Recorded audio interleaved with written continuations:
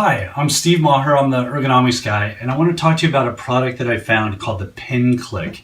And what it is, it's a stylus mouse, and I want to show that to you in a sec. But first, let's talk about mousing and how you do it and why you would need maybe a substitute mouse.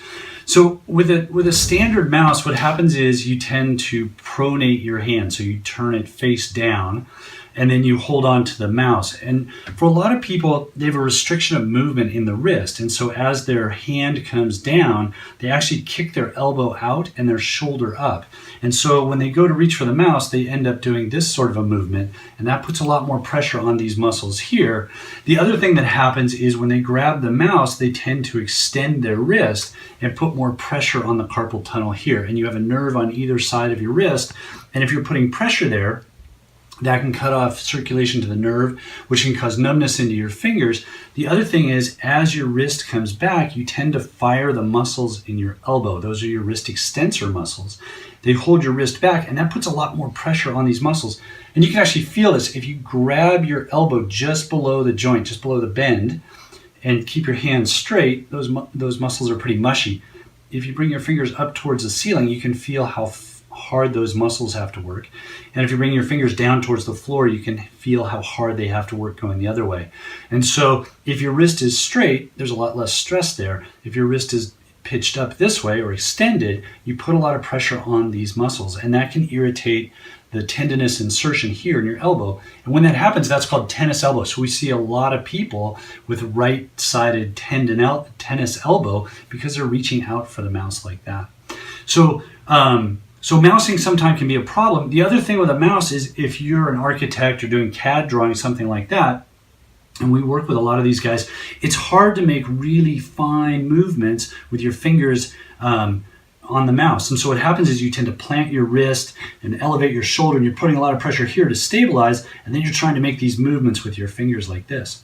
So that is where this Penclic mouse comes in. And what's cool about it is that it is a stylus mouse. So basically, it's a pencil or a pen, and it's got a thick barrel, so it's very easy to grip, so you're not putting a lot of pressure on your fingers.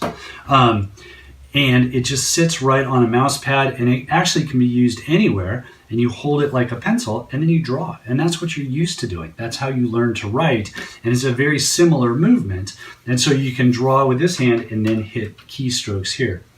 What I really like about this versus some of the other stylus mice that we've seen is that it doesn't have a dedicated base. So a lot of the stylus mice have a small touchpad, maybe this big. Think of your laptop where it has the little rectangular touchpad that you run your finger on.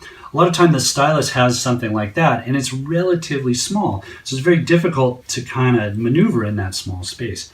With the Penclic, you can use it anywhere on any surface. So you could move your keyboard and put it right in front of you. You could put it on your keyboard tray and use it here or here, wherever you'd like. So that part's really neat. But the other things that I like about it is it twists in its little cradle here. So when grabbing it, you don't have to twist your wrist to get onto the little click buttons. You can turn it so that it naturally fits your hand. And what they've done is they put a click button right here. I don't know if you can see it from that far away, but there's a little button here, and there's your click button. Just above it, you have a left click and a right click, and you also have some programmable features here on the left.